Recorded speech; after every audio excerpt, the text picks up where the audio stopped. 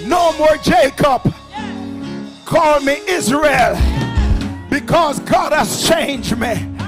Hallelujah. Glory to God.